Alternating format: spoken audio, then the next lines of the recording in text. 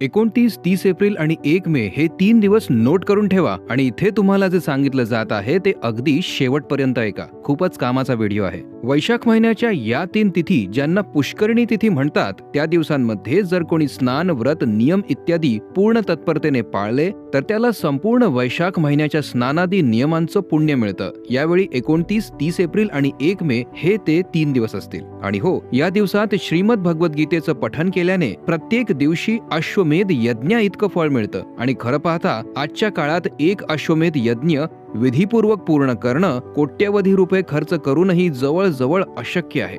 आणि श्री विष्णू सहस्त्रनामाचा जप करणाऱ्याचं पुण्य इतकं वाढतं की पृथ्वीवर किंवा स्वर्गलोकात त्याची गणना करणारा अजून जन्मलाच नाही. तसंच या दिवसात श्रीमद भागवत शास्त्राचं श्रवण करणारा पाण्यातील कमळाच्या पानाप्रमाणे कधीही पापांत लिप्त होत नाही. म्हणून वैशाखच्या या 3 दिवसात स्नान, दान, पूजन यांची महापुण्यदायी संधी चुकवू नका. व्हिडिओला लाईक, सेव्ह आणि शेअर नक्की करा आणि लाखो लोकांपर्यंत या पुण्याची माहिती पोहोचवण्याचं माध्यम बना. हरिओम.